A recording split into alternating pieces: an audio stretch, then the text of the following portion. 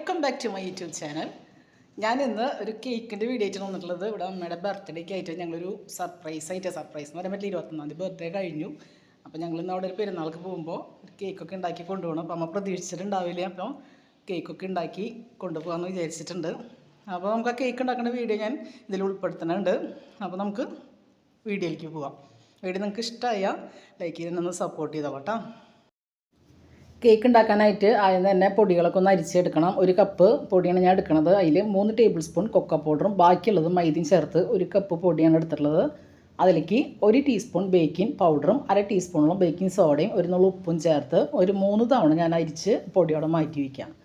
ഇനി ഒരു ബൗളിലേക്ക് ഒരു 4 മുട്ടയും 1 ടീസ്പൂൺ വാനില എസൻസും ചേർത്ത് നന്നായിട്ടൊന്ന് ബീറ്റ് ചെയ്തെടുക്കാം.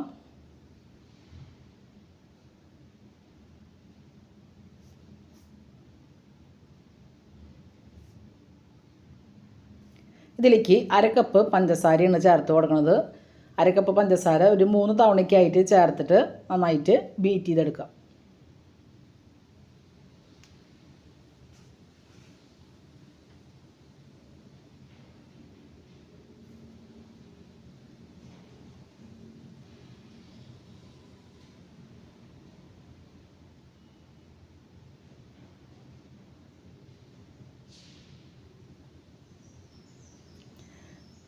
നന്നായിട്ട് ബീറ്റ് ചെയ്തതിന് ശേഷം ഇതിലേക്ക് ഒരു 1/4 കപ്പോളം സൺഫ്ലവർ ഓയിലും ചേർത്ത് നന്നായിട്ടൊന്ന് ബീറ്റ് ചെയ്തെടുക്കുക. സൺഫ്ലവർ ഓയിൽ ചേർത്ത് ഒരുപാട് നേരം ബീറ്റ് ചെയ്യേണ്ട, നന്നായിട്ടൊന്ന് മിക്സ് ആയാൽ മതി.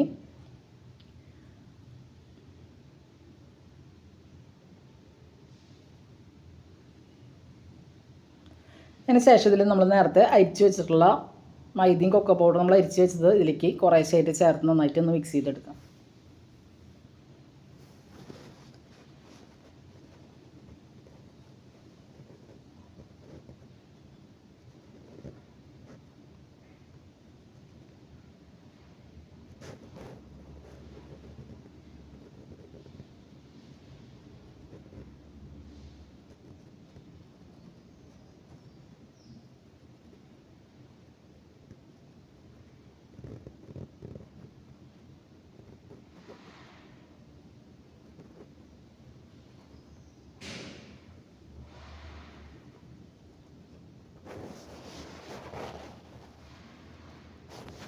നന്നായിട്ട് മിക്സ് ചെയ്യുക. കേക്കിൻ്റെ ഈ ബാറ്റർ തിക്കായിട്ട് വരാണെങ്കിൽ 2 ടേബിൾ സ്പൂണോളം പാലും കൂടി ചേർത്ത് നന്നായിട്ട് മിക്സ് ചെയ്യാം.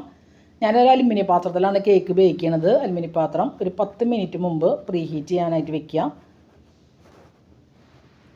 ഇനിയൊരു കേക്കിൻ്റെ ടിന്നിലേക്ക് ഞാൻ ഈ ബാറ്റർ ഒഴിച്ച് കൊടുക്കുന്നുണ്ട്. അതിനുശേഷം അതിൻ്റെ എയർ ബബിൾസൊക്കെ ഒന്ന് കളഞ്ഞ് കേക്ക് ബേക്ക് ചെയ്യാനായിട്ട് മാറ്റാം.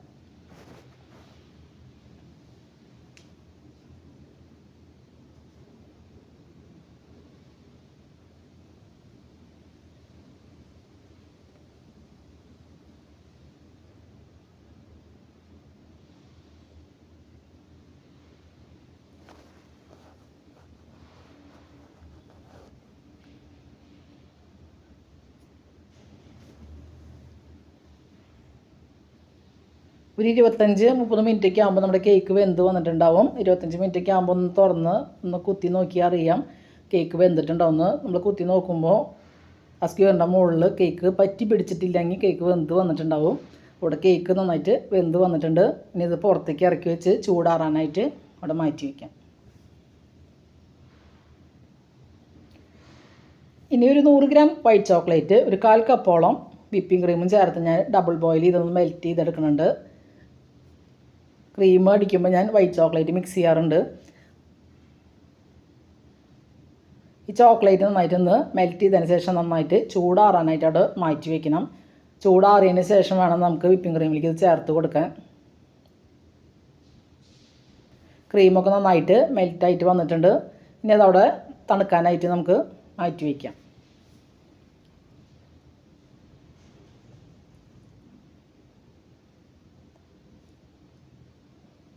ഈ ക്രീം അടിക്കാനായിട്ട് 1 കപ്പ് വിപ്പിംഗ് ക്രീമാണ് ഞാൻ എടുത്തിട്ടുള്ളത്. അതിലേക്ക് ഒരു 2 ഡ്രോപ്പോളം സ്ട്രോബെറി എസൻസ് ഞാൻ ഒഴിച്ച് കൊടുത്തിട്ടുണ്ട്. അതും കൂടി ചേർത്ത് നന്നായിട്ട് ബീറ്റ് ചെയ്തെടുക്കാം. ക്രീം ഒരു പകുതിയോളം സ്റ്റിഫായിട്ട് വരുമ്പോൾ അതിലേക്ക് ഞാൻ ചോക്ലേറ്റ് മെൽറ്റ് ചെയ്ത് നന്നായിട്ട് ചൂടാറിയതിന് ശേഷം ഇതിലേക്ക് ചേർത്ത് കൊടുക്കുന്നുണ്ട്. ഒട്ടും ചൂടില്ല, നന്നായിട്ട് തണുത്തതിന് ശേഷമാണ് ഞാൻ ചേർത്ത് കൊടുക്കുന്നത്. ഈ വൈറ്റ് ചോക്ലേറ്റും അതിലേക്ക് ചേർത്തിട്ട് നന്നായിട്ട് ബീറ്റ് ചെയ്ത് എടുക്കാം.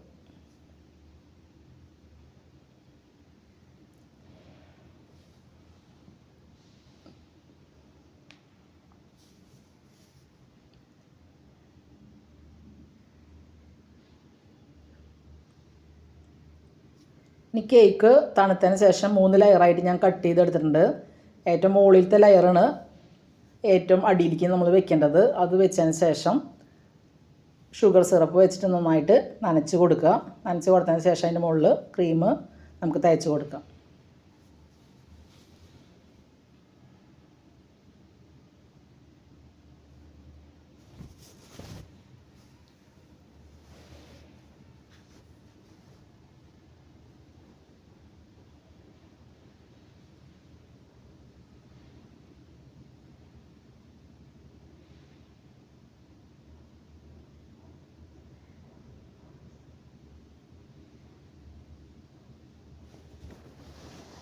ക്രീമൊക്കെ തേച്ചതിന് ശേഷം അതിൻ്റെ മുകളിലേക്ക് കുറച്ച് സ്ട്രോബെറിയുടെ ജാമാണ് ഞാൻ ചേർത്ത് കൊടുക്കുന്നത്. സ്ട്രോബെറിയുടെ ജാം തേച്ച് ഒന്ന് സ്പ്രെഡാക്കുക.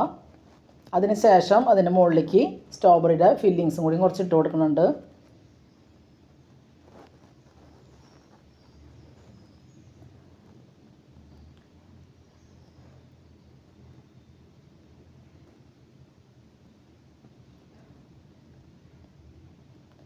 ഈ സ്ട്രോബെറിയുടെ ഫില്ലിങ്സിന് മധുരത്തിൽ കുറവാണ്, ജാമിൽ നല്ല മധുരമുണ്ട്. അത് കാരണം അത് ശരിക്കത് കറക്റ്റ് മധുരമായിട്ട് എടുക്കും. അത് ഒരുപാട് കാരണം മധുരം ഒരുപാട് കൂടുതലായിട്ട് തോന്നണ്ട. ഇനി അടുത്ത ലെയറും വെച്ച് ചെയ്ത മാതിരി തന്നെ ഷുഗർ സിറപ്പ് വെച്ച് ഒന്ന് നനച്ചതിന് ശേഷം കേക്കിൻ്റെ മുകളിലേക്ക് നടുക്കിലത്തെ ലെയറിൽ കേക്കിൻ്റെ മുകളിലേക്ക് ഞാൻ സ്ട്രോബെറിയുടെ ജാം തേച്ച് കൊടുക്കുകയാണ്. അതിന് ശേഷമാണ് ക്രീം തേച്ച് കൊടുക്കുന്നത്.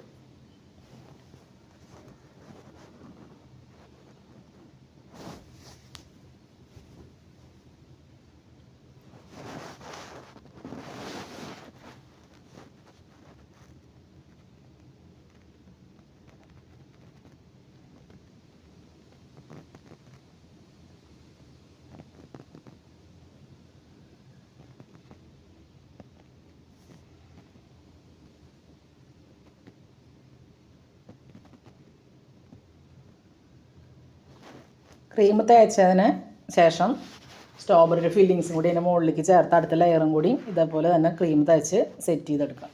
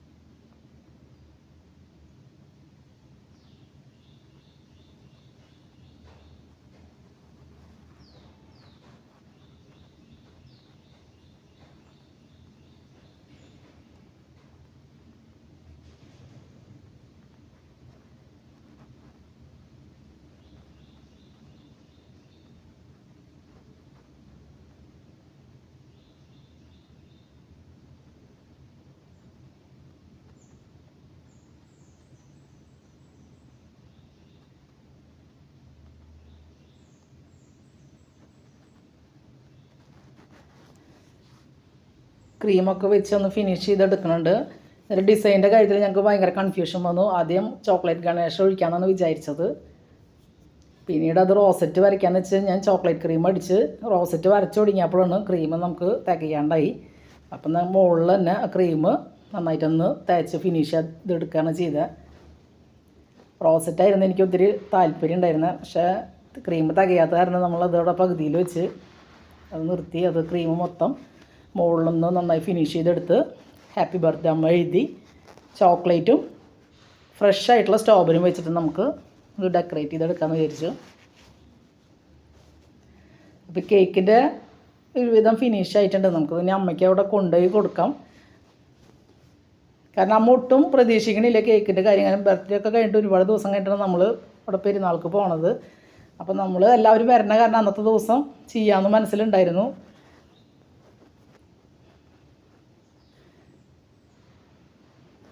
അപ്പോൾ കേക്കിൻ്റെ ഇതൊക്കെ ഫിനിഷായി. ഇനി നമുക്ക് ഇതിനി അവിടെ എത്തിച്ച് കൊടുക്കാം. അനിയൻ്റെ വീട്ടിലാണ് അമ്മ നിൽക്കണത്. അപ്പോൾ നമുക്കിത് അവിടെ കൊണ്ടുപോയി കൊടുക്കാം. അമ്മ അത് ഒട്ടും പ്രതീക്ഷിക്കണില്ല. ഞാൻ ഇപ്പോൾ വീഡിയോ എടുക്കും കേക്ക് കൊണ്ടുവരുമെന്നൊക്കെ വെച്ചിട്ട് അമ്മ ആകെ ഒരു സർപ്രൈസായി ആൾക്ക്.